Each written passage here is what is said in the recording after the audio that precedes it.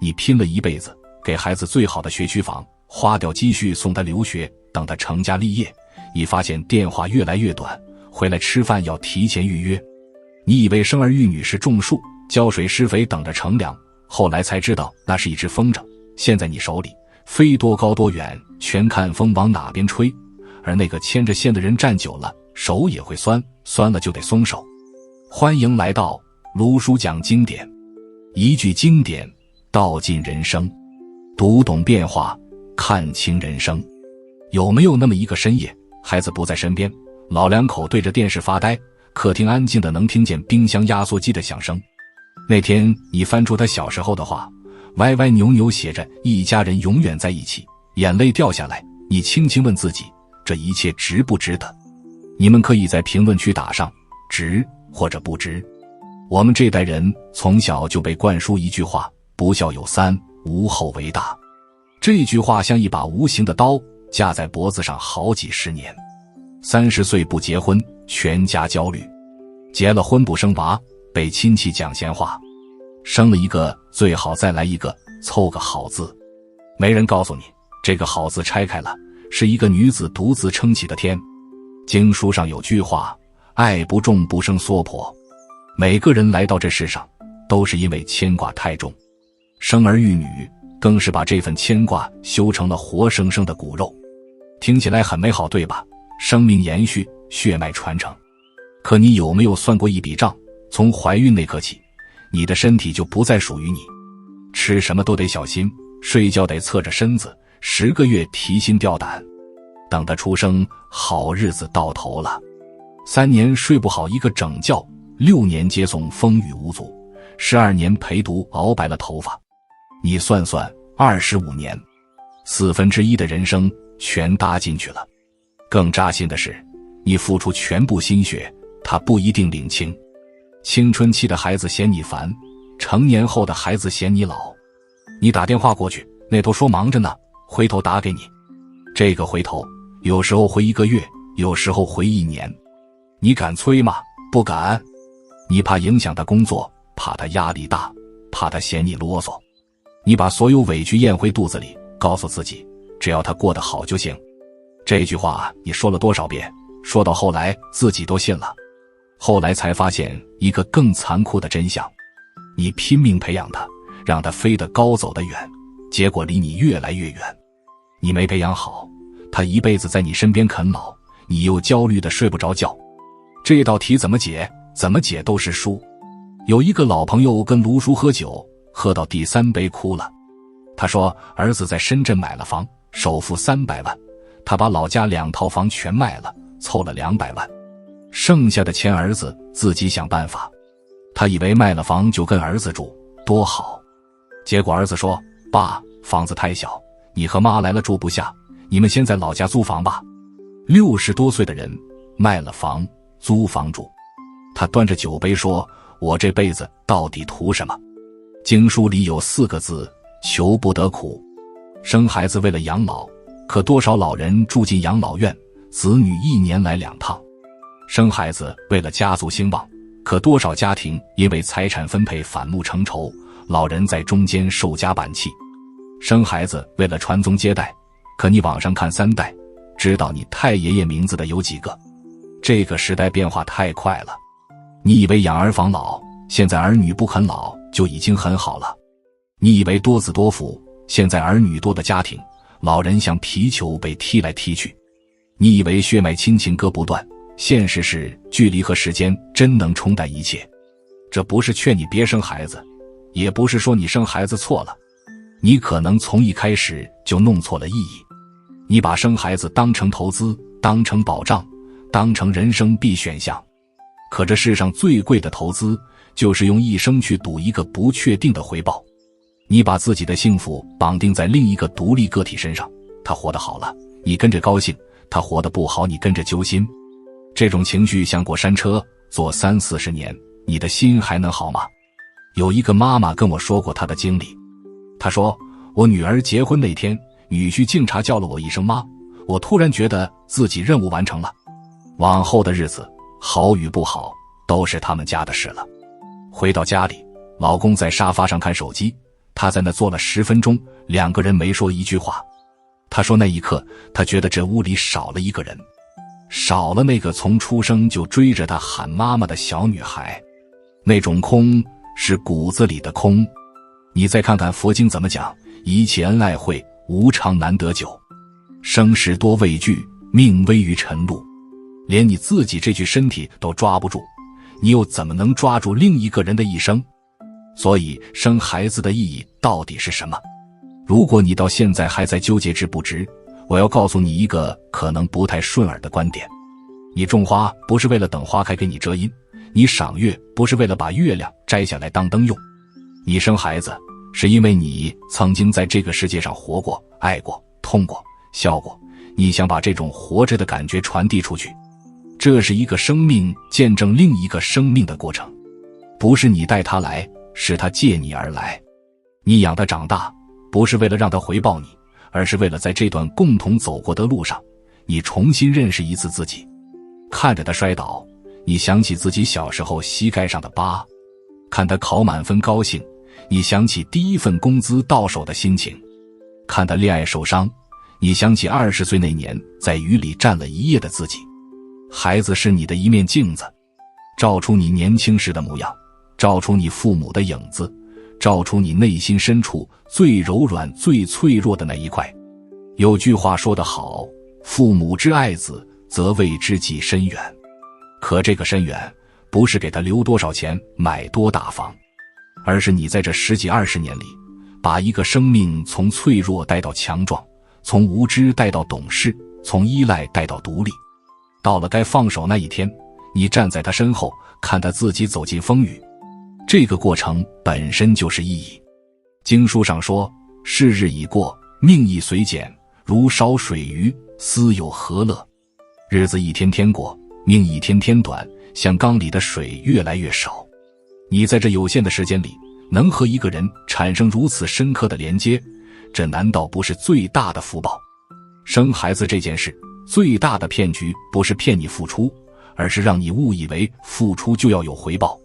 真正的骗局在于，社会告诉你必须生，传统告诉你必须生，亲戚告诉你必须生，可没人告诉你生完之后，你要面对的是自己内心巨大的空洞。这个空洞，孩子填不满。一个扎心的事实，你孩子越优秀，越不属于你；你孩子越普通，越需要你。所以很多父母陷入了两难，既希望孩子有出息，又希望孩子别走太远。这种矛盾折磨着无数人，你可能也在这矛盾里挣扎过。孩子出国那天，你笑着挥手，转身哭得像个孩子；孩子结婚那天，你穿得漂漂亮亮，回来就把礼服挂进柜子最里面，再也没穿过。你为什么难受？因为你在心里画了一个饼，一家团圆，儿孙绕膝。可现实给了你一巴掌，团圆只在节假日，绕膝只在小时候。你抱着这个饼过了20-30年，饼早就发霉了，你不舍得扔，你告诉自己再等等，等他们忙完这一段，等他们生了孩子，等他们孩子大一点。你等来等去，等到自己头发白了，腰弯了，目光没那么有神了。我认识一位老先生，80多岁，一个人住在老房子里，儿女在国外，1年回来1-2次。邻居问他，你养这些孩子有什么用？老先生笑笑说，他们有用没用，都是我的孩子。你问了这句话，就说明你不懂。老先生跟我说过一段话，我记到现在。他说，我儿子小时候发高烧，半夜下大雪，我抱着他跑了5里路去医院。那一路我摔了3跤，膝盖磕破了，我都没觉得疼。到了医院，医生说再晚来半小时就烧成肺炎了。那天晚上我抱着他在病床边坐了一整夜，他睡着了我才敢哭。他说，爸，你别哭，我不疼了。一个3岁的孩子烧得脸通红，反过来安慰我。就那一句话，我养他一辈子都值。至于他后来有没有孝敬我，有没有常回来看我，那不重要了。重要的是那一个晚上，我感受到了什么叫父亲，什么叫被需要，什么叫爱。老先生这番话把我点醒了。生孩子这件事从来不是从生到死的一条直线，它是由无数个瞬间组成的一串珍珠。第一次胎动，第一次叫你妈妈爸爸，第一次自己吃饭，第一次背书包上学，第一次得奖状，第一次说爱你。这些瞬间就是你生命里的光。你不能因为到了晚上天黑了，就说太阳白升了。人这一生，说到底就是活几个瞬间。你想想看，你能记住的过往，不都是那几个画面吗？小时候妈妈给你盖被子，爸爸骑自行车带你赶集，第一次和爱人牵手，孩子第一次叫爸爸妈妈。这些瞬间连起来就是一辈子。生孩子不是让你买了一份养老保险，而是让你多了无数个这样的瞬间。哪怕后面30年他不在身边，你翻开相册看到那张小脸，你的心还是会软一下，这一下就够了。经书里讲，一花一世界，一叶一菩提。一个孩子就是一个世界，你陪他走过一程，就是走过了一个世界。你体验了为人父母的酸甜苦辣，你感受了生命成长的跌宕起伏，你看清了自己身上的责任和局限。等到你老了那天，回看这一生，你不会说我养孩子亏了，你会说我养了孩子，我活得更明白了。还有一个真相你必须知道，那些你觉得被辜负的付出，其实是你自己的选择。你给他买学区房，是你想让他上好学校；你送他出国，是你觉得外面机会多；你帮他带孙子，是你心疼他太累。每一件事都是你心甘情愿的。既然心甘情愿，就别算账。算账算到最后，算的都是自己的心。那句话怎么说？不要用战术上的勤奋去掩盖战略上的懒惰。生孩子这事也一样，不要用算计回报的焦虑去掩盖你对生命意义的逃避。最后，我想告诉你一句实话，生孩子的意义不在孩子身上，在你身上。你在养育他的过程中，学会了付出不求回报。你在见证他成长的过程中，接受了离别是常态。你在为他遮风挡雨的过程中，发现自己也可以很强大。把孩子当成你人生的支点，他走了你就他了。把孩子当成你生命的一部分，他在不在，你都是完整的。很多老人晚年痛苦，不是孩子不孝顺，是把一辈子的寄托都放在孩子身上，孩子飞走了，寄托放了。你不能等别人来填满你，你得自己先圆满。你圆满，孩子来是锦上添花；你不圆满，孩子来是雪中送炭，可这炭烧完了，你还是冷。人到中年以后，要学会一件事，把期待从别人身上拿回来。孩子有孩子的人生，你有你的。他过得好你祝福，他过得不好你量力而行帮一把。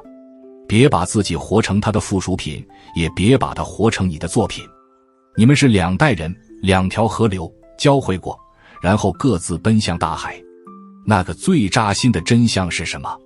你觉得生孩子是一场骗局，是因为你信了一个最大的谎言，有人能为你的人生负责。小时候觉得父母能负责，长大觉得爱人能负责，老了觉得孩子能负责。